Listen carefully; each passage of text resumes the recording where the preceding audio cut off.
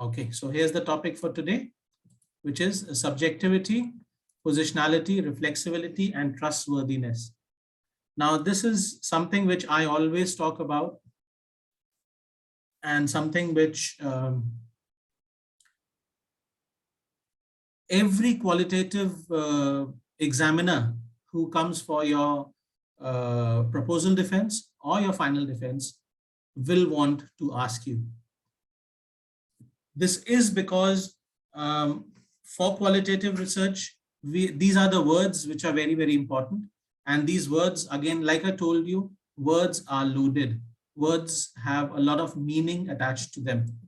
And subjectivity, positionality, reflexivity, and trustworthiness are a few of the things, few of the words which help to make your qualitative analysis, your data collection, your theory collection, that means your literature review, it makes it valid. You know, like quantitative researchers always talk about validity. So this is similar to validity in quantitative research. For qualitative, we have subjectivity, positionality, reflexivity, and trustworthiness. So we'll talk about this, and then we will also do an exercise.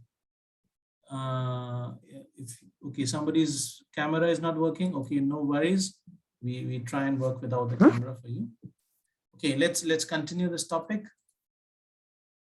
So in research, we are always making decisions. You know that you're making so many decisions. There's 36 of you in this class, and all of you are doing different research topics. You may be qualitative researchers or maybe semi-qualitative. Some of you are doing mixed methods, but all of you have to make a lot of decisions yourself throughout your 3 or 4 years or 5 years of PhD. Now, those decisions could be based on what research topic you want to do, what research method you want to employ, what methodology you want to employ first, and then what method you want to employ. Anything you do, you should have a reasoning why you're doing it. And your reasoning should be accepted by your peers. You know, when I say peers, does not mean your classmates only. When I say peers, means your supervisor, your examiners, your other teachers in the university, your colleagues, anybody who reads your work, or anybody you talk to regarding your work. So people should be able to accept your decisions. So, you know, making decisions is not easy. Anything you do, whether you focus on a particular age group of people, or you focus on a particular sex, or you focus on a particular religion, or a particular culture, or a particular region of the world, whether you want to focus on Kuala Lumpur or Klang Valley or Selangor or Malaysia, you know, everything is a decision which you have to take. Again, remember, not your supervisor, you have to take. And whatever decisions you take, you should have a lot of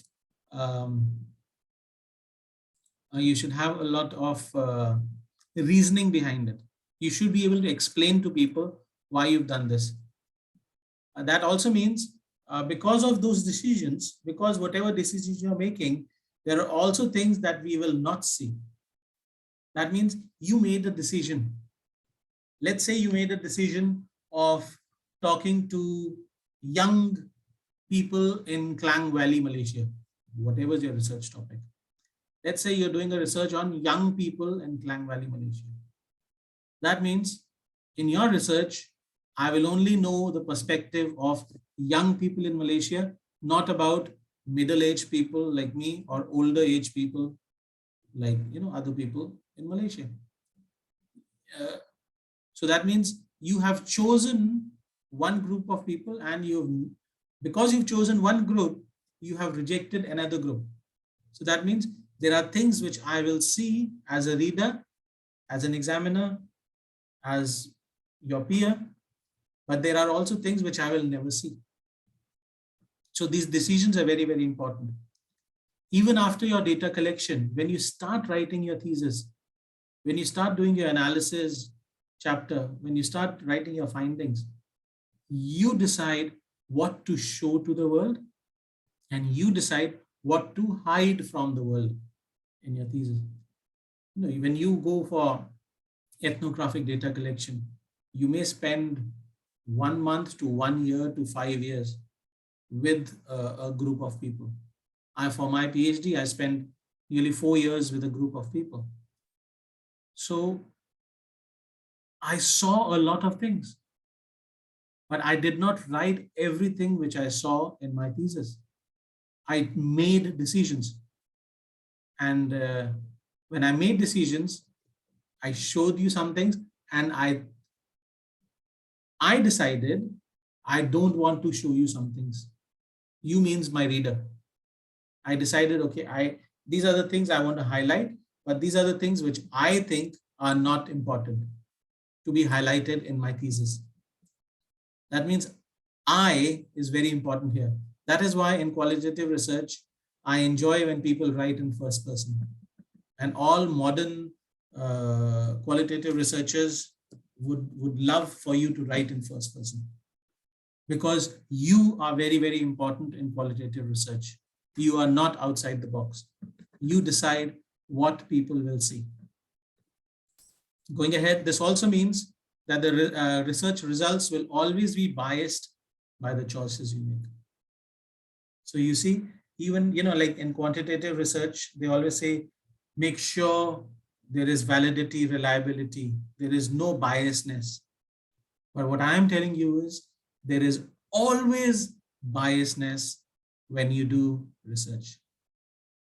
You may come from a positivist mindset, you may be doing quantitative research, but you are making decisions every day, at every step. Even when you are doing literature review, you decide which literature to review and which literature to ignore. You may be doing systematic reviews. You may be really analyzing what people are doing in your literature review based on what you think is correct, or based on what your supervisor told you to read. Sometimes supervisors are quite overbearing. They will tell you only read these type of papers, don't read those type of papers. So either you are making the decisions or your supervisor is making the decisions for you. And obviously, whenever any human being is making a decision, his or her bias always comes through. We, in qualitative research, we don't run away from these bias. We don't shy away from these bias. We accept this bias. We celebrate this bias. And how do we celebrate this bias? By writing about it in our research. By remembering that, yes, I am biased. I have chosen some things. I have chosen to write about some things. I have chosen to ignore some things. Whatever choices you've made, make sure you write it down. Explain what are these choices. And this is what qualitative research, what makes qualitative research reliable, like in quantitative words. And so that's what I told you, make this bias as obvious as possible. Going ahead. Research report is one's representation of reality. Again, remember when we talked about multiple realities in a few classes before today. We talked about, what's this, Marvel multiverse. Now, I think what's his name? Doctor Strange is coming up with a new Marvel movie, Multiverse of Madness. Very similar to the topic we were talking about, that there is not one universe, there is a multiverse. Everybody sees things differently. Everybody has a different reality. Everybody has a different understanding of reality. So your research report, your analysis is your representation of reality.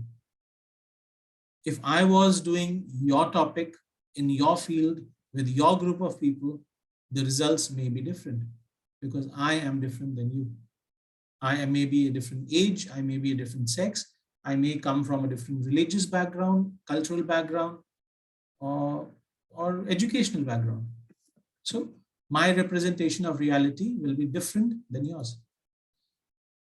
So our job is to give the best representation that we can, try to make things as explicit as possible.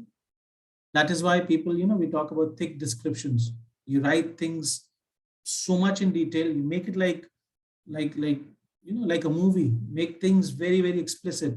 The sights, the sounds, the colors, explain everything. Sometimes all these things matter in understanding the situation. This includes a description of the purpose of the representation. This is what I just explained. Sometimes there are limitations to the representations. Sometimes the limitations could be because of many, many reasons. Your limitations could be because I'll give you an example again. I'm a Hindu, like I told you, I'm a Hindu. One of the oldest non-stop, religions since 5,000 something years. And even if me not being a very practicing Hindu, not going to the temple regularly or praying regularly, I still feel I am a very, I still believe in my religion. I still,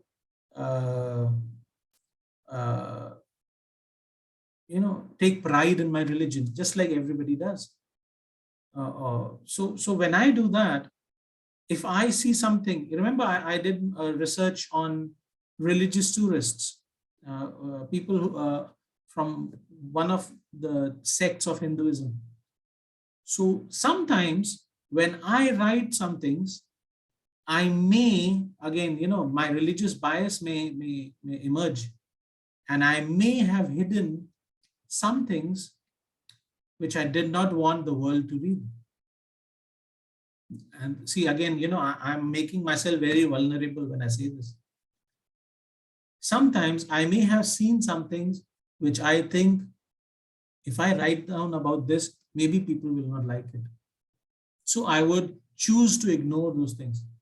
So that means that is a limitation of my representation. I choose not to write about it. Maybe because I'm too uncomfortable with it. For example, in Hare Krishnas, they do a lot of singing and dancing. And for them, really reaching godliness or getting close to their God is by, singing and dancing. And I feel very uncomfortable doing that because I'm a very shy person. I find it, and again, again, I have many biases.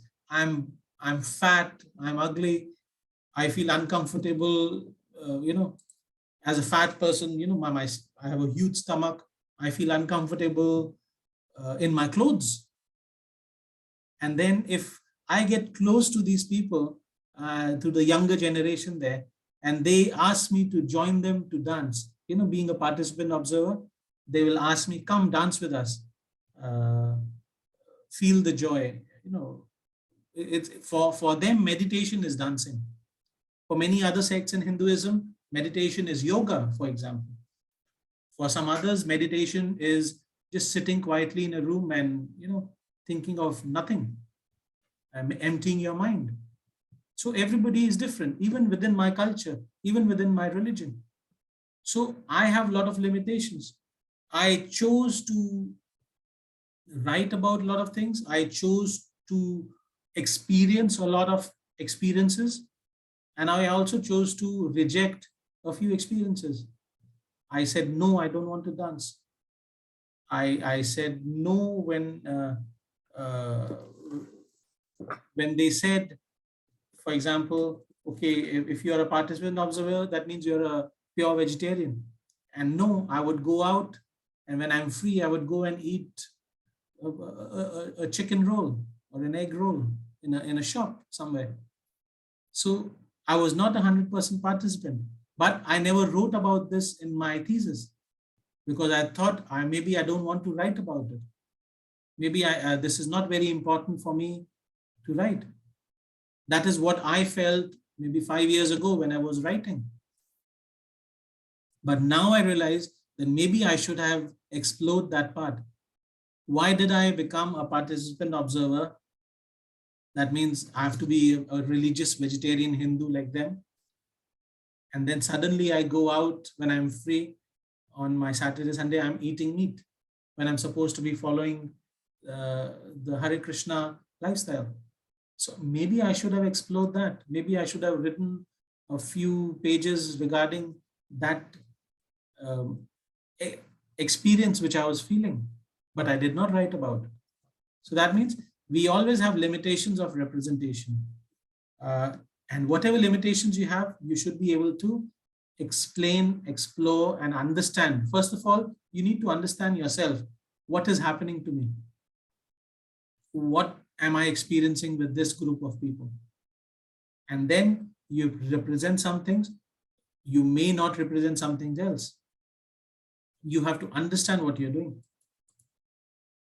And everything is all about subjectivity. That means your perceptions, your experiences, your expectations is your personal or cultural understanding. Everybody sees things differently. Look at this photo. Again, this I picked up from the internet.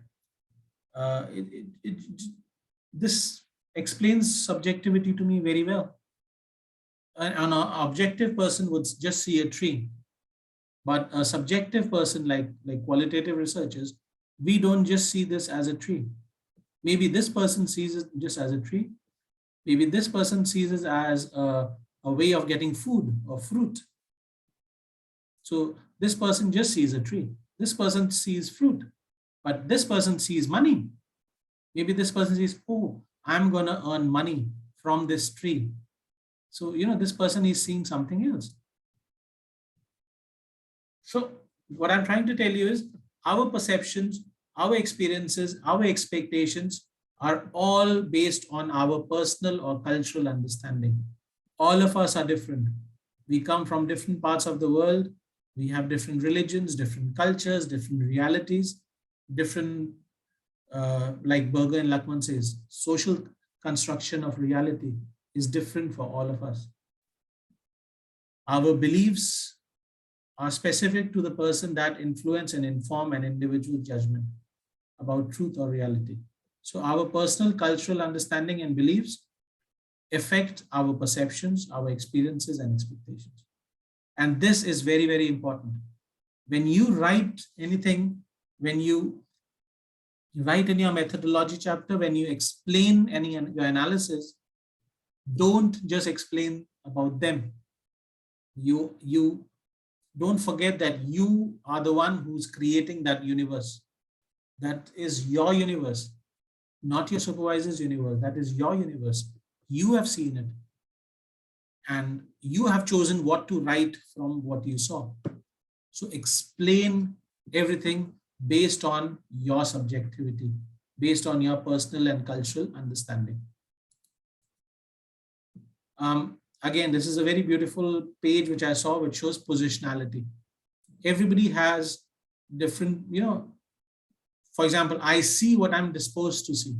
Basically means when I see the world, I'm inclined to see the world, or I'm willing to see the world in my own way, based on many, many factors, based on my physical abilities or qualities, based on my age, based on my sexual orientation or my identity, based on my ethnicity, based on my race, based on my gender. My positionality is also based on all these sub parts. Again, all this I have picked up from a website. The website's given here. You can always go and visit. All these things affect my positionality, my marital status. As a married man, I will see the world differently compared to if I was unmarried, if I was a single, if I was a bachelor. For example, my military experience, my job classification, where I'm born, my religious beliefs, how much money I have in my pocket, what is my social standing in society. my geographical location, education, creed, work background, communication styles, everything affects what I see or what I'm willing to see. So explore all this as a qualitative research. Don't hide all this. Explore each and everything. Whenever you make a decision, whenever you see anything in life and you make a decision, okay, when I see this, think about yourself. Why do I see the world this way?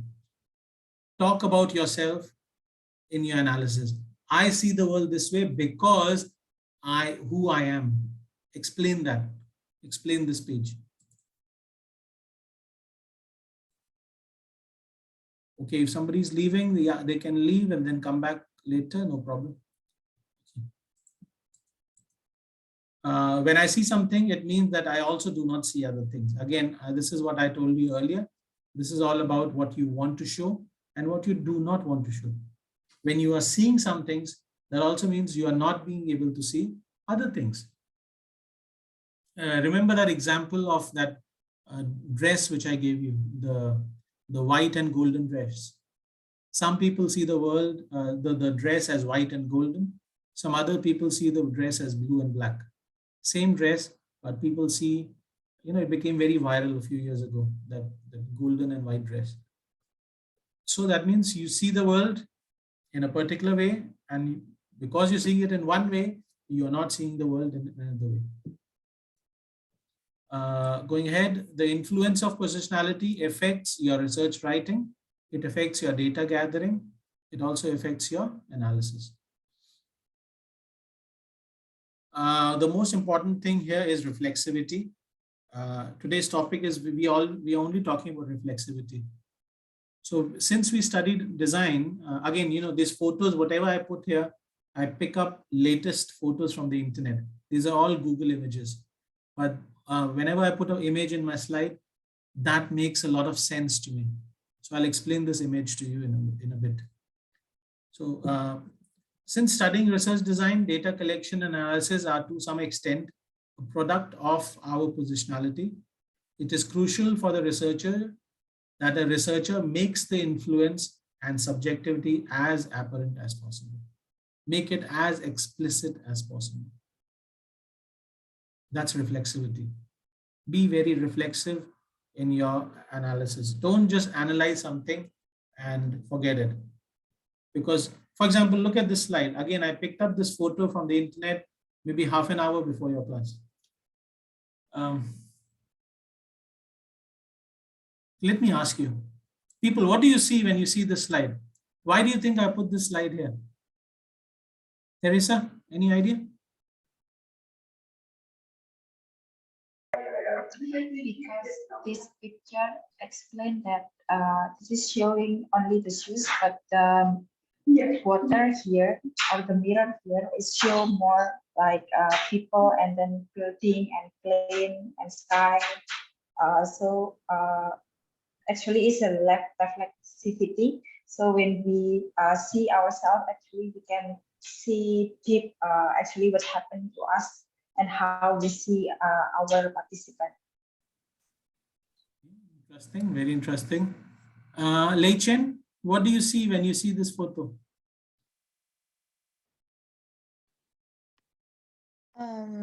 Seeing this photo, that I just see the water is reflecting the person itself, and also the building is a little bit twisted.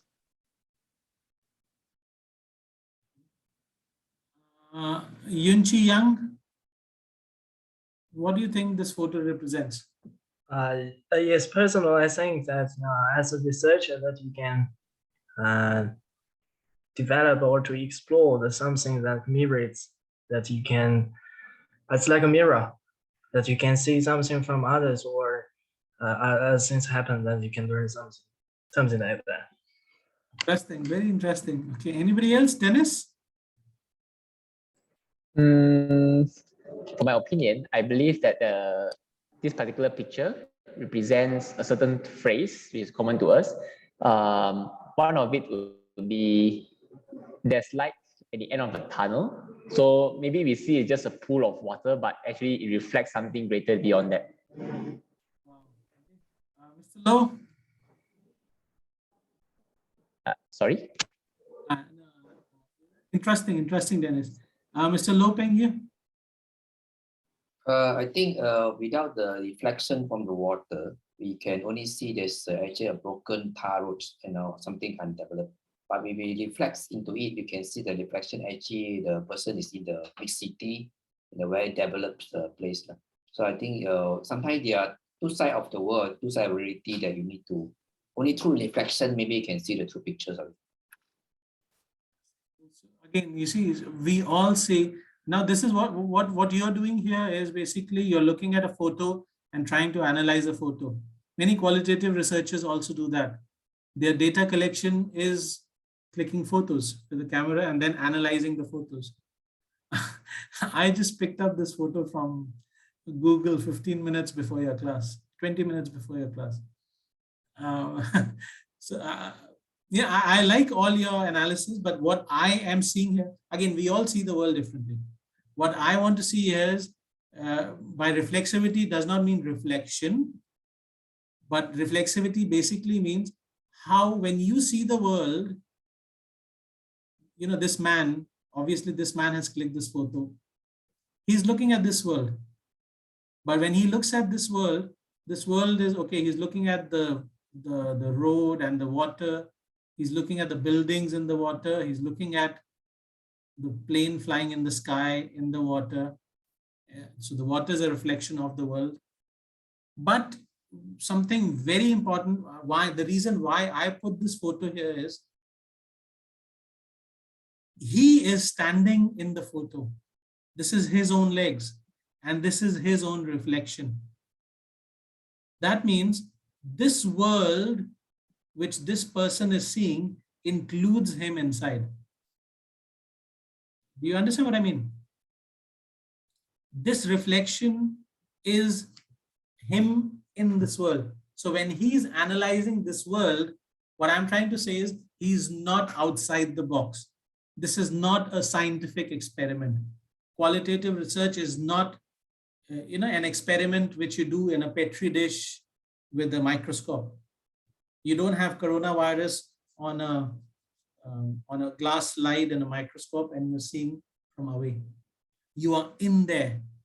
For example, I'm in my house is full of coronavirus. My wife has coronavirus. Most probably I'm also having coronavirus right now.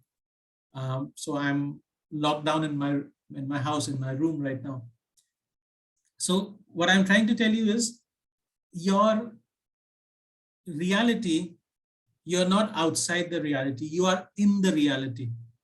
And when you see this reality, remember, you don't explain the reality, you explain, the person, explain the reality, but also explain you in the reality. Do you understand me? This camera lens, this photo which this person has clicked, this photo is, for example, this is his analysis. He clicked the world. So imagine this photo as your eyes. You saw this world. But when you saw this world and when you started analyzing this world, the road is broken, the building is there's a plane. Also remember, you are also there in this photo. Your reflection is there. Explore this. Don't hide this when you do your analysis. When you explain things about your respondents, you may be doing interviews with school students in China learning English. You may be doing something with the tourists in Malaysia, in some rural tourism. You may be doing any kind of research topic with any kind of people. You may be doing research with medical or government, documents from Putrajaya somewhere. Whatever you're doing, remember that you are there. And when people talk to you, they are talking to you. They are not talking to a computer. You are also influencing them just by sitting there, just by wearing either you're wearing a t-shirt or you're wearing a tie or you're wearing a tailor's logo in your tailor's ID card hanging in your shirt, all that is affecting the person when he gives you an answer. So you are affecting the world all the time. And don't forget about this. Don't forget to think about this and write about this in your analysis chapter. That is reflexivity. Anything you see in the world, explain why you have affected that and how your perceptions, your culture, your religion, your sexual orientation, everything may have affected your judgment, your understanding of what you saw. So that's reflexivity. So basically in quantitative research, we do this by eliminating as many influences. So quantitative research is, it's very scientific. It's very like in the science lab, remove all the bacteria. Whenever you're doing a science experiment, close the door, close the window, have an air filter, clean the room, wear the gloves, wear the mask, have a mask on your face. Okay, I don't want my bacteria to go into the petri dish when I check for the virus. So you eliminate influences. That is how you get validity and reliability in your methodology for quantitative research. However, for qualitative research, we do this by including rigorous self-reflection, rigorous reflexivity. And then we write about this in our final report. We don't make it sanitized. We say it's not a scientific experiment. Social sciences, researching about people, about humans, is affected by me also, because I'm also human. I also come from a different part of the world and I understand this world differently. It can be written anywhere in the report. It can be, you can write about your reflexivity in your introduction. You can write about your reflexivity in your methodology. You can write about reflexivity in your analysis chapter, in your conclusion, anywhere. If your supervisor or anybody tells you, no, only write about your reflexivity in your analysis, you can always question them. Why not in my introduction? Because even when I make research questions, I am making decisions.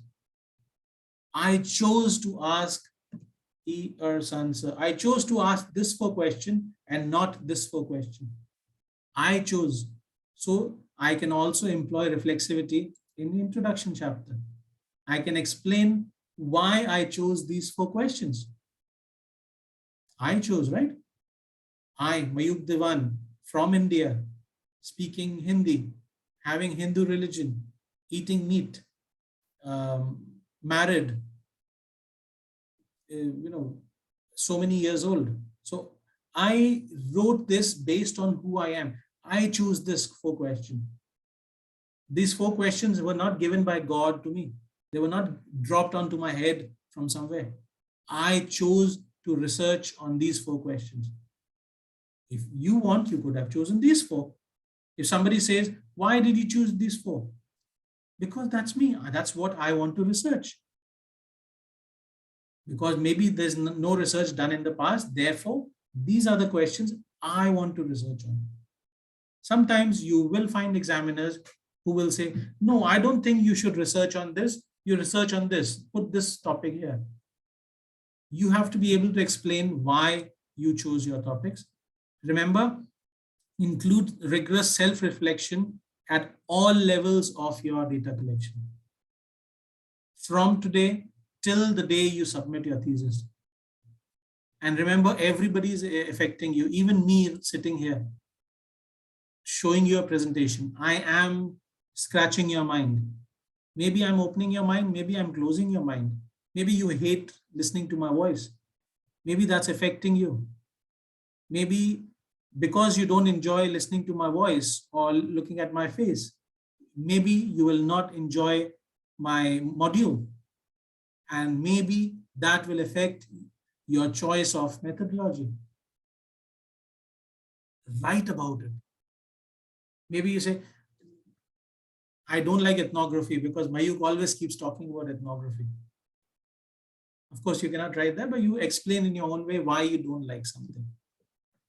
And it can be written anywhere in your report. For qualitative research, anywhere and everywhere, you can include reflexive writing. In fact, you should include reflexive writing everywhere. The next word, very important, is trustworthiness. When quantitative people talk about validity and reliability, we always talk about trustworthiness. That means whatever we write, we have a moral obligation to make sure it is correct. Remember, whatever at the moment, you may feel that you don't know anything. You may feel very helpless. You may feel, hey, my supervisors knows everything. All these authors which I read, they know everything. I don't know anything. That's very, very normal. That's what you feel right now. But over a period of time, over a period of years, the more you read about your topic, the more you spend time with your respondents, with your participants, knowing about your topic, what's going to happen eventually? You will know more than anybody else. You will become the subject expert because nobody knows more about the topic than you. You have spent 4 years of your life or 3 years or 5 years learning about that. So that gives a lot of responsibility on your shoulders. What you write in your thesis have to be trustworthy, because you have to have the trust of your participants also. You cannot, if they tell you some things and then they say, please don't talk about it, you don't talk about it. You choose, if you do, for example, if you do interviews in Chinese, you do an interview in Mandarin, but in Taylor's you can only submit in English. So you will convert the Mandarin into English, your transcriptions. Make sure your transcriptions are done properly. Make sure you do a double transcription, Mandarin to English to Mandarin, and then make them read again the double translated transcript. Does that make sense? Is that what you said? So make sure your work is trustworthy. Crin Miller says, perfect validity entails perfect reliability, but not converse. That means perfect validity is theoretically impossible. That is what they say is a paradox in the qualitative tradition. Since the word validity and reliability are most applicable to quantitative studies, they have to be removed from qualitative texts. This is something very important. Many supervisors, even one of my main examiners, talked about validity and reliability in my thesis when I went for my thesis final defense.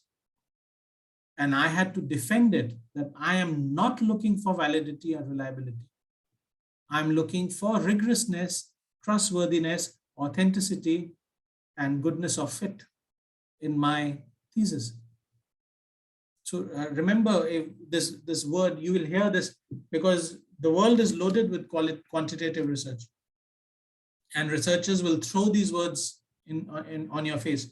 How do you do validity and reliability? You should be able to answer and say, I'm not looking for validity and reliability. I don't believe there is any validity and reliability in the world. Everything is subjective. But then you show your rigorousness, your reflexivity, your trustworthiness, we call it triangulation, multiple methods of data collection.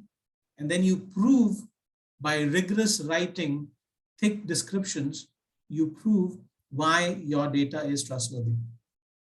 So in a qualitative study, the researcher must be sure that your data and the interpretation of the process is trustworthy. You can do this trustworthiness by doing multiple interviews with the same people. You can do this by making them read your transcripts. You can also do this by After your analysis, you can make them read your analysis chapter. You know, of course, PNC. Don't let them, don't send them by email, because they may, you never know, your data gets leaked. But you can always show them, this is what I've written. Is this what you told me? Or do you think maybe I've understood you differently? So you can always make sure you do the trustworthiness exercises with them. So trustworthiness can be increased by ensuring valid interpretation of the empirical material and strong argument that truth value, applicability, consistency, and neutrality are not just maintained, but you look for other words here. You look for credibility, transferability, dependability, and conformability. Is your work credible? Is your work transferable? Transferability, maybe not so much, because this also has a little bit of positivist thinking. Can this be repeated again? You know, that's transferability. Can I transfer the same in another part of the world? So that transferability actually comes from a positivist thinking researcher. But dependability and conformability comes from qualitative researchers. So credibility is basically confidence levels in the truth of the research findings. It represents a credible interpretation of the data driven by the participant statements. So you make your work credible by giving quotes from people. When you read qualitative papers, you will see in the analysis, people come up with a theme, they explain the theme, and then to give credibility to that theme, they will give a few sentences or a few words taken from the participants' transcript. You will write them down. So that gives credibility to your analysis. You analyze and then you say, I came up with this theme because participant 1, participant 5, participant 7, these are the things they said. So that gives you credibility. Increasing credibility happens from prolonged engagement with the participants, a long period of time, not just go do a survey and come back, spend time with them. Persistent observation, not just 1 day, 1 week, long periods of connection with people. Triangulation, you know already, multiple methods of data collection. Peer debriefing. After you do observations, you tell them what you observed. You debrief your peers. Tell them this is what I saw. And is this what I saw? Am I correct? Or maybe what I saw is not what is the reality. So explain things back to them. Negative case analysis. I'm not too sure. I forgot what is negative case analysis. You can Google it about it. Sorry. If I forget, I always tell you I forgot. Referential adequacy. You have references, you have previous literature. So whatever you said in your analysis chapter, very, very important. Don't forget your literature review. Very, very important. Whenever we talk about, I've seen many qualitative papers. When they do the analysis, they forget literature review. They say, hey, I did literature review 2 years ago. That's fine, it's finished. Now I'm just doing my analysis. No, your analysis needs to be referred or connected to your literature, because the literature is guiding you. Some of you may also, in fact, some of you are doing grounded theory as well. So literature is guiding. Literature is the one which gave you idea. You chose the literature. So you've got ideas from there. This is what has happened in other parts of the world. Now I did my research. So make sure you refer to what you got, connect it, compare it, contrast it with previous literature. And then you write down whether it matches what has been done in the past and whether it does not match. Both is correct. Please understand that if you found out something which does not match any previous literature. That's correct. That's perfect. That's your contribution to knowledge. You are trying to say that this group does not behave like what happened in America, Australia, or Japan. What happened in 1980, 2000, 2010. This is new knowledge from a new part of the world. But you have to contrast with them. On the other hand, if it matches, if your data is very similar to what happened in America, Australia, or Japan, you compare again, and then you say, yes, it matches. That means people's attitude and behavior is the same in many parts of the world. Member checking, again, is the same way. You check back with the respondents, what you've said. Transferability comes from, again, what I told you, transferability. I don't believe in this, but again, this is book knowledge, so I'm writing it here. Transferability comes from a positivist paradigm. They aim to generalize findings. I don't believe in this, but transferability is okay for people, especially who are doing mixed method research. Because many times I would not say you, but many times when I see people doing mixed method research, most of the time they are from a positivist mindset, but they are doing some qualitative interviews. Or I would always call it pseudo qualitative interviews because it's not really qualitative. They assume it's qualitative. They do some qualitative interviews, but then they call it mixed methods. Mixed method is very, very tough. People just think, hey, I'll do 500 surveys and then I do 5 interviews or 10 interviews. It's mixed method. No, it's not. So mixed method people will talk about transferability or generalizing findings. Qualitative, we never believe in generalized findings. But for mixed methods, maybe, yes, you want to generalize because your mindset is positivist. You are not interpretivist. Guba and Lincoln always suggest thick descriptions, and you may have heard me repeating this word many times. It's a technique of providing a kind of external validity. That means earlier ethnographers used to use this. Write a lot, write too much, explain everything. Remember this folder which I showed you last week, my field notes, where I showed you the date, the time, what's happening, what's people wearing, what's the sight, sound, smells. Explain everything so much in detail that when people read about it, they understand that you are not just making up a story. Everything really makes sense. So you have to write a lot in detail, write like a story, explain everything what's happening around. Especially good for ethnography kind of papers. Thick descriptions can be achieved by explaining a phenomenon in great detail, elucidate the social relationships, explain the social relationships, make it more explicit, explain the cultural patterns in a specific context. Cultural patterns are very, very important. Again, I'll give you an example. I always go back to my thesis because instead of book knowledge, I want to use real experience. Cultural patterns. Once I interviewed a person,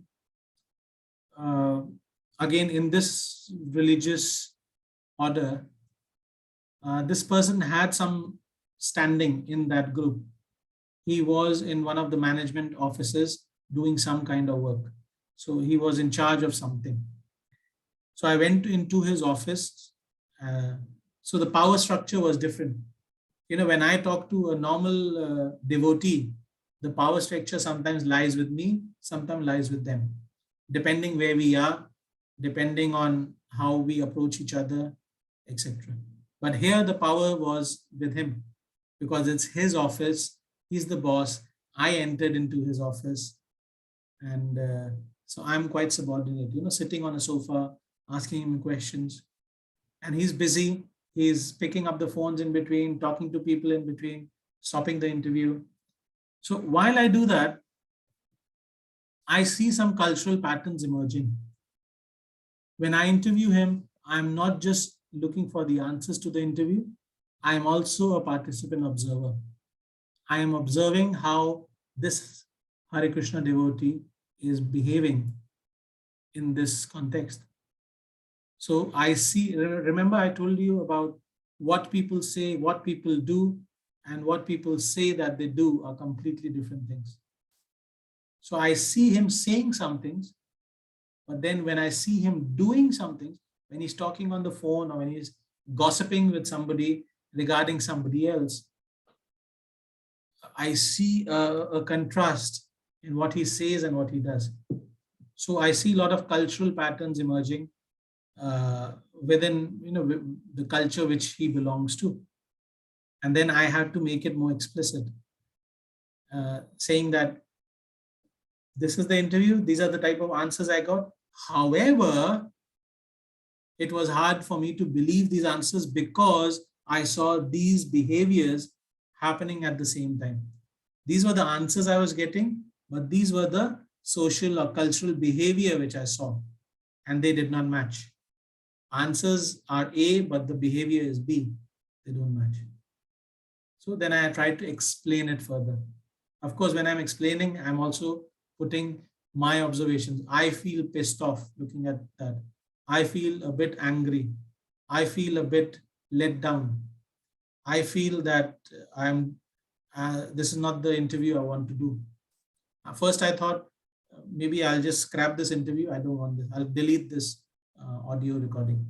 But later I realized, no, it's very important because I'm getting a lot of data which I never got.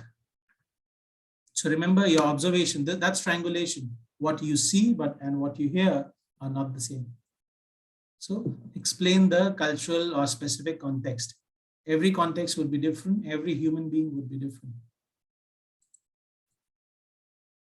We talk about dependability, where we can get our work externally audited. These external auditors can be, so whatever you're doing at any stage, while you're doing your introduction, literature, methodology, data collection, interviews, anything, get it audited by somebody else. Audited means somebody who's not directly involved with your research. For me, it was everybody. My examiners, I've written it somewhere. Yeah. It was done during my proposal defense. I had 3 examiners who provided feedback. For my proposal defense, I had 3 examiners, and one was from France, one was from Malaysia, one was from, no, 2 were from France, 1 French sitting in France, 1 French working in Malaysia, 1 Indian working in Malaysia. So they all had different specializations.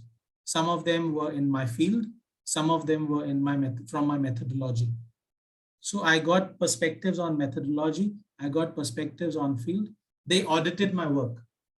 Same way, I am an external auditor for you. When you write your literature, when you write your methodology chapter, when you submit to me, I am reading your work and sometimes I give you feedback.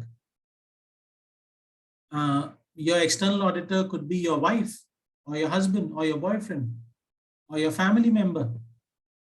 When you talk to them, when you explain them, when people ask you, what are you doing in your PhD? Don't get pissed off. You're like, stop talking about my PhD. Many people do this. Don't do that. Explain to the people. Explain to everybody what you're doing. And I always say this, explain to a 10-year-old child. I started my PhD when my daughter was a child. She was maybe 8 years old. I explained to her what I was doing. You should be explained, however tough you think your research topic is, make it so simple that a 10-year-old should be able to understand what you're doing. And that will only happen if you keep talking to more and more people, explaining your work to more and more people, explaining your research methods, explaining your research what do you call, your research objectives, your research questions to as many people. Talk to your husband, wife, children, brother, friends, WhatsApp friends. I have some school friends from 1995 or college friends from late 90s who I've never seen for 25 years. I would send them messages and on WhatsApp, we have our old WhatsApp groups, and I would talk to them and try to explain to them what I'm doing. The more you explain to people, the more ideas you get back, because some of those friends are also researchers and PhDs. So they gave me feedback. Anybody can be an external auditor. Accuracy checking is another thing which external auditors will do. They will also interpret your findings, your conclusions, whatever empirical data you're doing. Another thing which I did, again, you can do it differently. What I did, I don't make lots of friends. I don't have hundreds and thousands of Facebook friends. I have 6 very close friends in my life. And I told all 6 of them, when I was doing my analysis, I sent them 1 chapter each. All my friends. I said, I don't care if you're busy, you find time from your husband, your wife, your child, whenever you're free, because you're my old friends. Read this chapter, give me feedback. They have nothing to do with my research. They don't know. They are not my supervisor who's been with me for 3-4 years. They don't know anything. Read it and tell me what you understand from my writing. Does that make sense to you? Or do you think this is all bullshit? Do that with as many people as possible. In Taylor's, we are doing this. We are finding ways to do this. You are giving your methodology chapter to me. I'm giving you feedback. You are talking to your supervisor, hopefully on a regular basis. He will give you feedback. He or she will give you feedback. You will go for proposal defense. Those 3 examiners are quite obligated to write and give you feedback. Also, you can get dependability done by going for GRS, your graduate research colloquiums, GRC or GRS.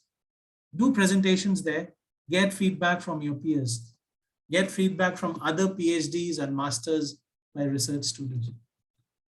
Maybe something which you overlooked, somebody else will have a look and say, hey, what about that? You never thought about that. And then you realize, oh yeah, I never thought about that part of thinking. You can also go for conferences. You can also publish a few papers on your literature review or methodology chapters. I think now you have an obligation to print at least 2 research papers before you complete your PhDs. Why not? My suggestion to you is maybe do 1 paper on your literature review. Just a conceptual paper based on your literature review. And maybe you can do 1 paper on your methodology chapter. What is your understanding of this methodology? You may be spending 1 year reading about methodology. So whatever you read about, put it on paper, write a research paper on your methodology. So whenever you publish a research paper, whenever you attend conferences, whenever you go to GRCs, or you do proposal defense, you get people auditing your work regularly. That gives dependability. When you go for your final thesis, if an examiner asks you something, you can say, my work has gone through so many people and everybody has accepted my work. That is why I think I'm on the right track. It's not only my supervisor and me. It is my supervisor, it is me, it is 3 people in my proposal defense. I went for maybe 1 or 2 GRC. The GRC had 2 examiners sitting there. So 7-8 people. Then I showed it to my friends and 10 people. Then I published a paper which has been peer reviewed by at least 2 peer reviews and an editor, and it's been published. That means it's been accepted by the academic community. So 10 to 15 people have accepted your methodology, literature, and whatever you've done in the last 2-3 years. So when you go for your final defense, you have, this is your corpus. This is like your investment. You say, so many people has accepted, and that is why my analysis, that is why my results are dependable, because so many people accepted it and they gave me guidance. So many people audited my work. Similar to dependability, we also have conformability, which means we assume that each researcher brings a unique perspective to the study. That is why your work has to be corroborated by the others. Make sure your supervisors, maybe you have a co-supervisor, your co-supervisors read your work. I always tell my students again, don't meet your supervisor and co-supervisor together. Many times, many supervisors would do that. They will say, especially with this coronavirus thing, they'll say, oh, let's have a Zoom meeting. This happens to me when I'm supervising a couple of masters. If I'm a co-supervisor for somebody, the main supervisor calls the student for a Zoom meeting and me. So we are all together. I don't like it. The reason is when both of us are talking to one student, it's harder for a student to understand. And when both of us are talking, we are triangulating our words and sending it to you. Rather than that, my best suggestion to you is, again, as a PhD student earlier, meet your supervisor on some days, meet your co-supervisor on some other days. Get separate perspective from both of them. After that, please also talk to all the people in your class. All the people in your class right now, they're all doing qualitative research. They may be doing in other topics, but they're doing qualitative research.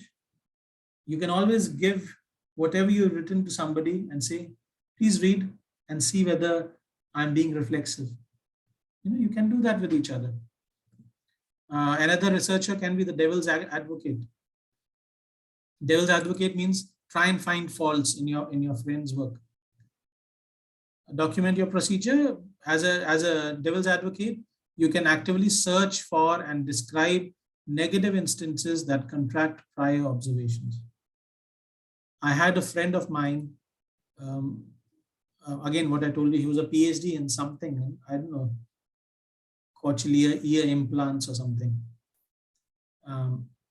But he was very good in English and very good in, he was bachelor's in English before he went for PhDs. So I sent him my literature review and he read my literature review, not my whole literature, maybe a few chapters. And then he, like a devil's advocate, he was trying to find faults in my work. And that is what I want. I want you, my friend, to find fault in my work so that later my examiner does not find fault in my work. So you can do that. Make your work read by your friends, by your family, anybody who's good. If you're writing any kind of research papers, try to collaborate with others, maybe in tailors, with somebody who can help you make your work better. That way, when you go for your final thesis, you know it has been corroborated, it has been checked, it has been cleaned up by other people. Rather than paying money and then going to these companies who charge money to clean your grammar or who charge money to check your sentences. Don't do that. You are already very, very good. Trust me. All of you have a lot of knowledge. All of you have a lot of work experience. All of you have a pretty decent English. Grammar is not an issue. If somebody cannot speak properly or cannot write properly, that's not a major issue at all. But when you write sentences, maybe you're writing about something in one paragraph, but on the third paragraph, you're talking exactly the opposite of that. That is a problem. So sometimes you yourself cannot see your work, you're bored with it. Maybe you've read it so many times, you cannot find your mistake. But when you give your work to a third person, they will say, hey, in this page, sometimes they'll read your work and say, in page 1, you were talking about this perspective and you said you agree with this, but on page 3, you're talking about that perspective and you say you agree to that. But that one is opposite of this one. So sometimes this happens. Many times you will also see you repeat yourself. Again, happens to me a lot. I talk about something from one author, and then after 5 pages, I'm talking about the same author again. Because I've read so many research papers, I put them in bundles. I told you last week, right? I have folders. So ethnography folder, food habits folder, tourism habits folder. I'll make different folder. And then when I read, sometimes I print out the paper and I put them in 2 folders. Ethnography also, there's one paper, and food habits also another paper. From the same author, same paper. So then I will sometimes write many times the same thing. So please make sure you clean up that part. And after your study, you can conduct a data audit that examines the data collection and analysis procedure, make judgments about the potential of bias or distortion.